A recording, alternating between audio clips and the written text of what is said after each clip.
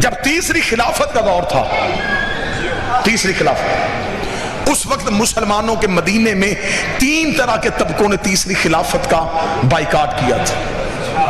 یہ ہسٹری ہے اور تاریخ کبھی بھی شیعہ سنی نہیں ہوتی، تاریخ کی حیثیت آج کے دور میں اخبار کی ہے۔ مورخ نے لکھا ہے واقعہ، ہم نے وہ واقعہ پڑھنا ہے، نتیجہ ہم نے آپ کے سامنے نکالنا۔ تاریخ نے کہا کہ 3 طرح کے طبقوں نے تیسری خلافت کو قبول نہیں کیا۔ پہلا کس نے قبول نہیں کیا؟ پہلا ایک گروہ تھا نبی کی بیویوں کا، انہوں نے تیسری خلافت کو قبول نہیں کیا۔ وجہ کیا تھی؟ وجہ یہ تھی کہ تیسرے خلیفہ نے آتے ہی نبی کی بیویوں کے وظیفوں میں کمی کر دی تھی۔ بچے ساتھ ساتھ سنتے آنا، ساتھ ساتھ نوٹ کرتے آنا۔ تیسری خلافت کے دور میں نبی کی ازواج جو تھیں، انہوں نے تیسری خلافت کے ساتھ، حکومت کے ساتھ باقاعدہ معاہدہ اس لیے طے نہ کیا کہ انہوں نے وظائف میں کمی کر دی تھی، کیونکہ نبی کی ہر بیوی کو نبی کے بعد بیت المال سے وظیفہ ملتا تھا۔ ایک ہی نبی کی بیوی ہے جس نے وظیفہ نہیں لیا،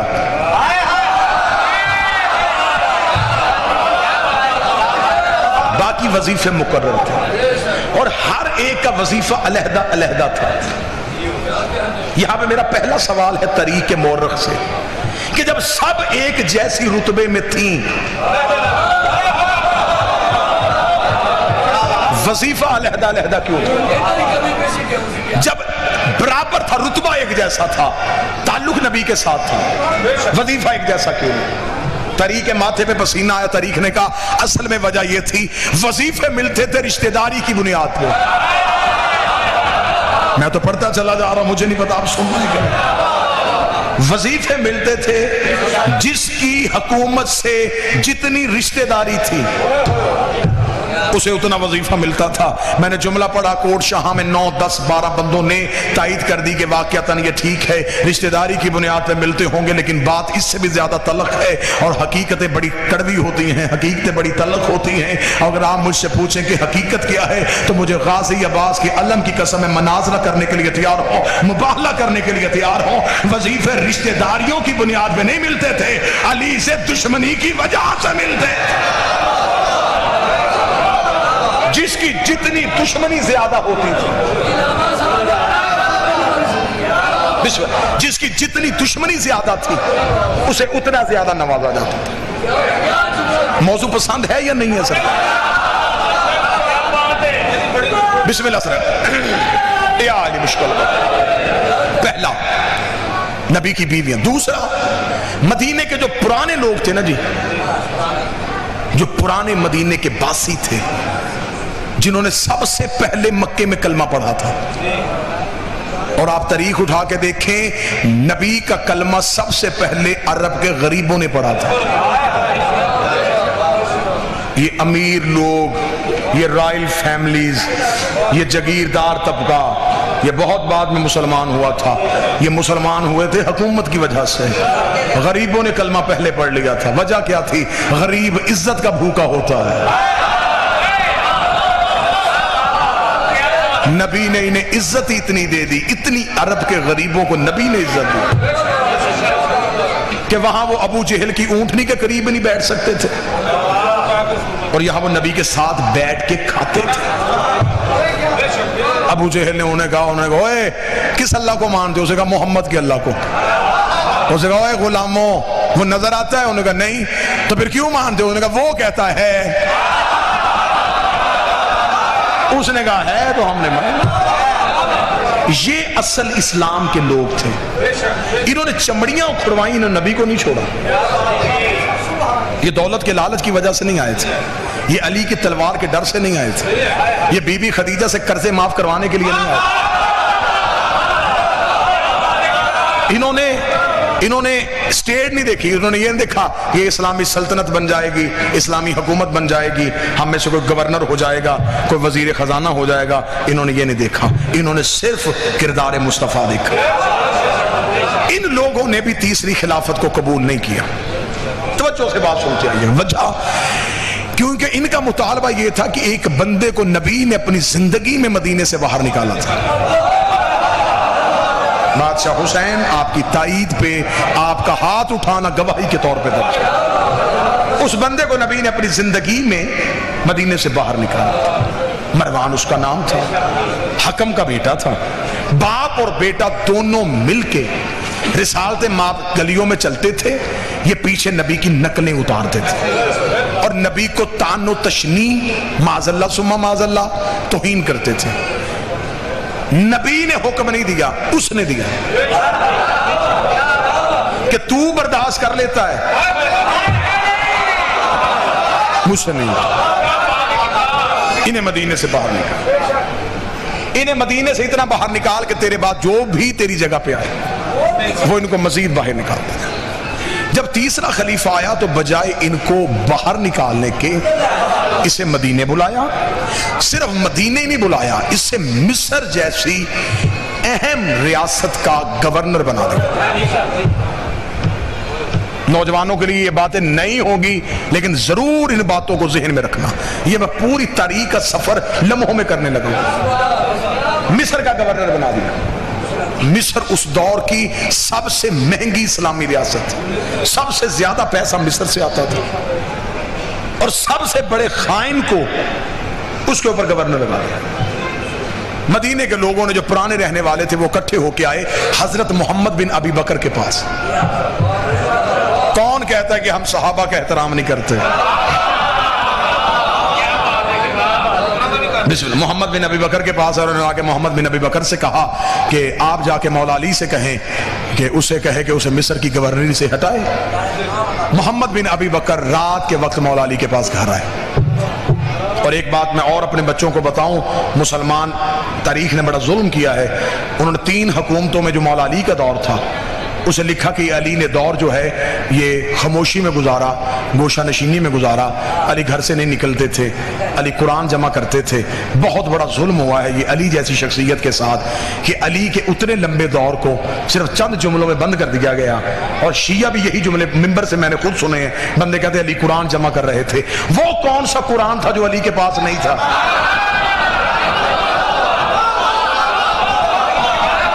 میری سمجھ میں آج تک یہ فلسفہ نہیں آیا کہ وہ کون سا قرآن تھا جو علی جمع کر رہے تھے. قرآن تو سارا علی کے سینے میں, بلکہ علی خود قرآن کا جسم تھا.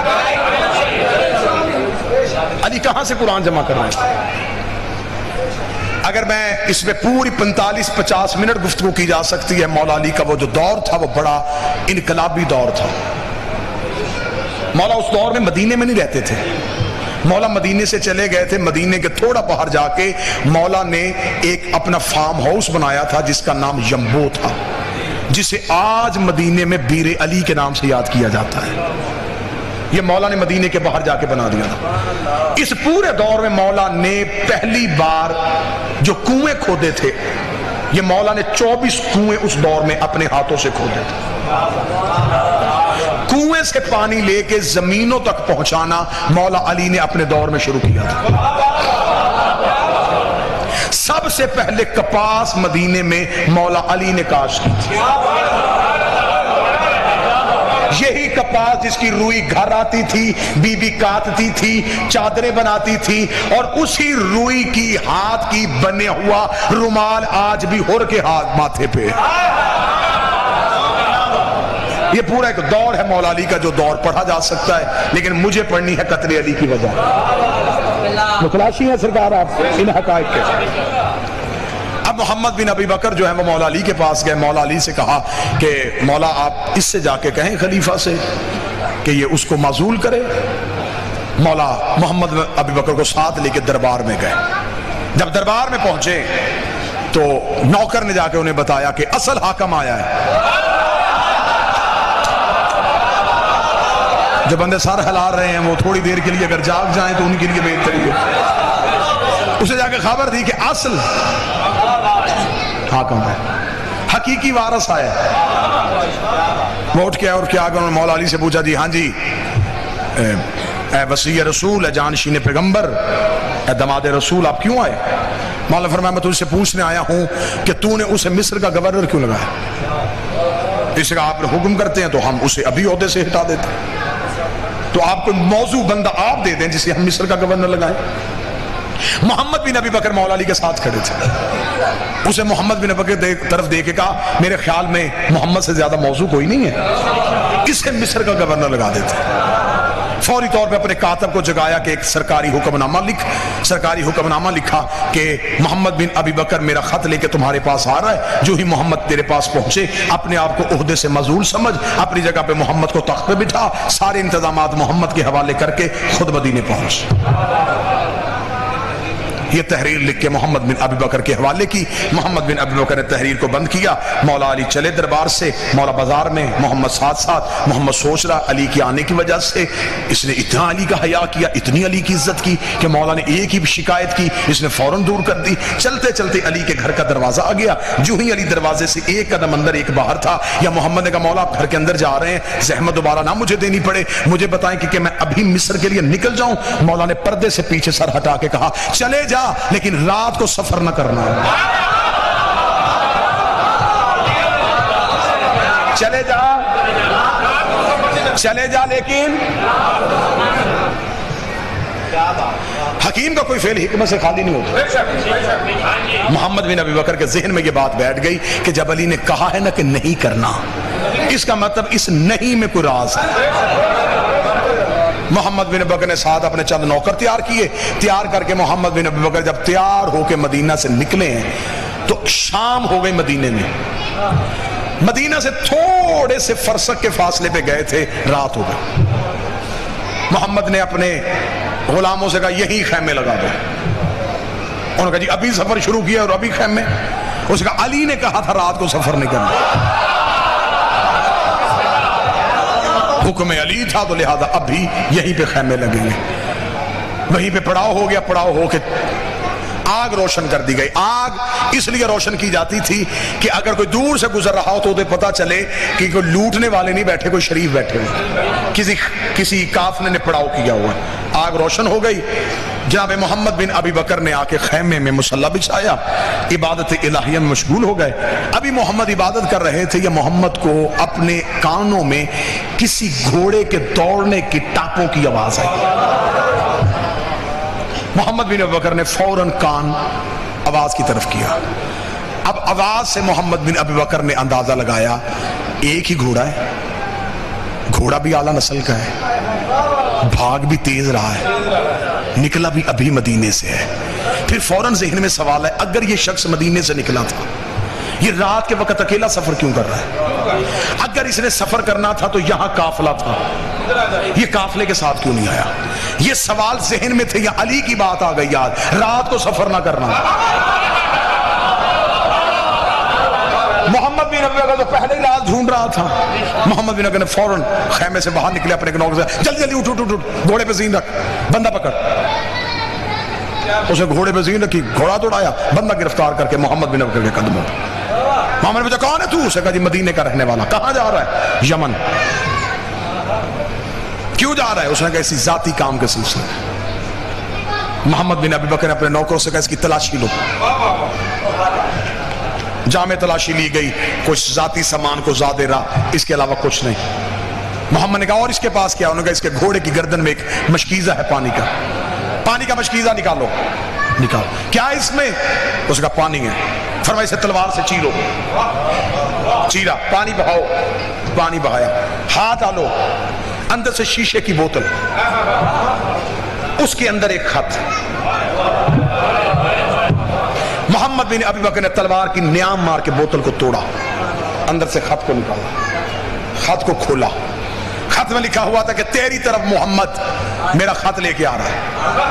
محمد بن ابی بکر کے پہنچنے سے پہلے کہ تیز رفتار گھوڑا سوار سپاہی تجھ تک پہنچ جائے گا، ایک دستہ لشکر کا مصر کے باہر کھڑا کر دینا جو محمد کو تجھ تک پہنچنے سے پہلے قتل کر دے، اور محمد کی لاش کسی ویرانے میں پھینک دینا۔ محمد بن ابی بکر نے خط پڑھا، خط کو بند کیا، منہ مدینے کی طرف کر کے اور سفروں سے بچانے والے،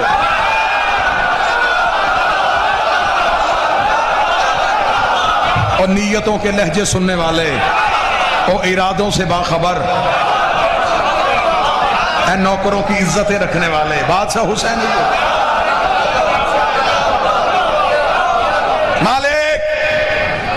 گرم ہو گیا تیرا، بندے کو گریبان سے پکڑا،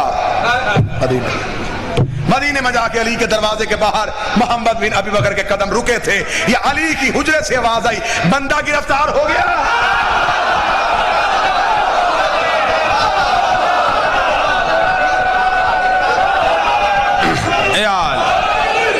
پسند ہے موضوع کے نہیں بچا، بندہ گرفتار ہو گیا، اس نے کہا یا علی بندہ گرفتار ہو گیا۔ علی باہر آئے، محمد نے قدموں پہ ہاتھ رکھے گا، مولا جب خبر تھی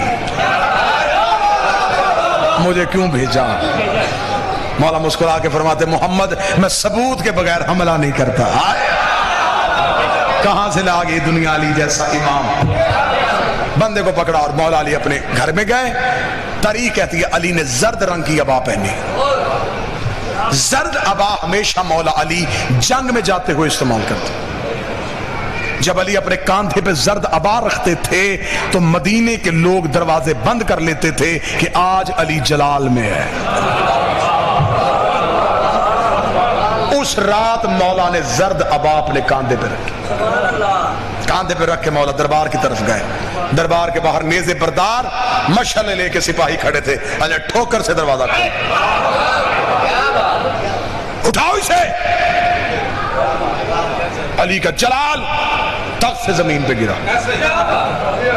نہ تاج سنبھلا نہ عبا سنبھلی، بڑبڑاتے ہوئے علی کے سامنے آ کے جی یا علی حکم۔ علی نے فرمایا کہ یہ کاسہ تیرا ہے؟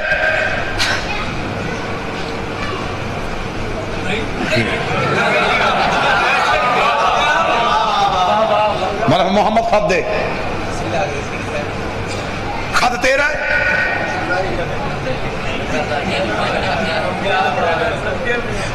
علی نے فرمایا چمڑا دربار کا ہے۔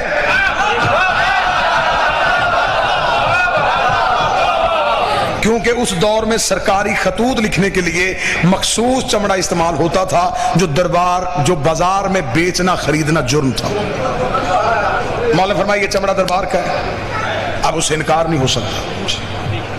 دستخط تیرے ہیں؟ جی مہر تیری ہے؟ جی کاسہ تیرا ہے؟ جی گھوڑا دربار کا ہے؟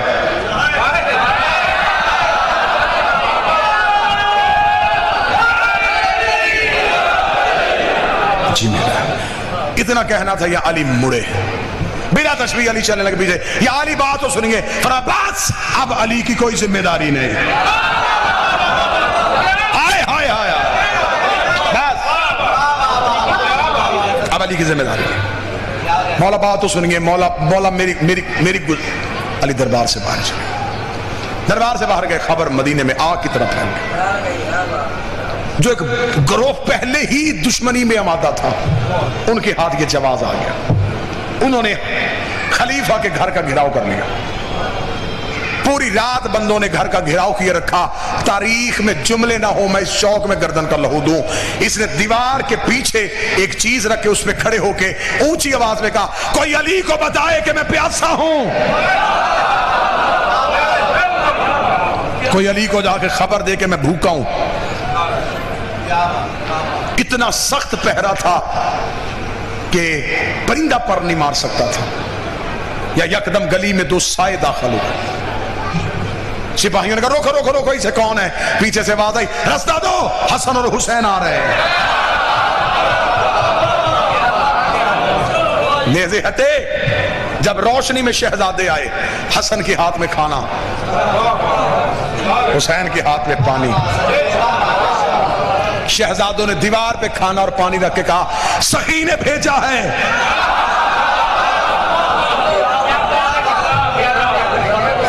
اس نے دیوار کے پیچھے سے کھڑے ہو کے آواز دے کے کہا شہزادو بابے کو بتاؤ میری جان خطرے میں ہے۔ حسن حسین نے کہا تو نے صرف کھانا اور پانی مانگا تھا۔ حکومت کے معاملات میں علی نہیں بولیں گے، مدینے کے مقامی اختلافات میں علی نہیں بولیں گے۔ یہ کہہ کہ حسن و حسین گئے، رات کے وقت کسی نے دیوار پھلانگی، پتہ انہیں چل گیا تھا کہ اب یہ علی کو پکارنا شروع ہو گئے ہیں، لہٰذا انہوں نے کہا یہ رات بڑی اہم ہے۔ اسی رات میں خلیفہ کا قتل ہو گیا۔ قتل جب ہوا خلیفہ کا خبر پہنچ گئی، پورے دنیا میں، عرب دنیا میں۔ ایک نبی کی بیوی جو ہے وہ مدینہ سے اسی خلیفہ سے ناراض ہو کے بصرہ چلی گئی تھی۔ تو جو ہے پوری صاحبان کے نہیں ایسے نہ ہو کہ میں کہوں کہ آپ محظوظ ہو کے سن رہے ہیں اور آپ بالکل سو رہے ہوں ہاں تھوڑی تھوڑی کرتے رہیے گا، 1.5-2 منٹ کا۔ انہیں بصرے خبر ملی کہ آئیے کام بڑا آسان ہو گیا ہے، خلیفہ قتل ہو گیا ہے، قتل ڈالتے ہیں علی کے سر، علی کی دشمنی بھی پوری ہو جائے گی، وہ تو ہوئی حکومت پہ قبضہ ہمارا ہو جائے گا۔ یہ ایک پورا گروہ لے کے، ایک لشکر لے کے بصرہ سے روانہ ہو گئے، خبر مدینے پہنچ گئی۔ مولا نے ایک مخصوص صحابہ کا لشکر ساتھ لیا، علی نے رستے میں جا کے کہا انہیں مدینے داخل ہونے سے پہلے روکے۔ رستے میں ایک میدان میں جا کے دونوں فوجوں کا آمنا سامنا ہو گیا، کیونکہ وہ جو آئی تھی وہ اونٹ پہ بیٹھی ہوئی تھی، اونٹ کو عربی میں جمل کہا جاتا ہے، جس میدان میں جا کے وہ اونٹ رکا اسے کہتے ہیں میدان جمل، جس کی وجہ سے یہ جنگ مشہور ہے، جنگ جمل۔ اب وہاں پہ آ کے اونٹ کھڑا ہو گیا، اونٹ جب کھڑا ہوا تو اس سے پہلے رستے میں ایک لائن میں بھول گیا، میں ایک لمحے کے لیے واپس جاتا ہوں، ایک جگہ پہ گزرتے ہوئے اس اونٹ پہ کتے بھونکے تھے۔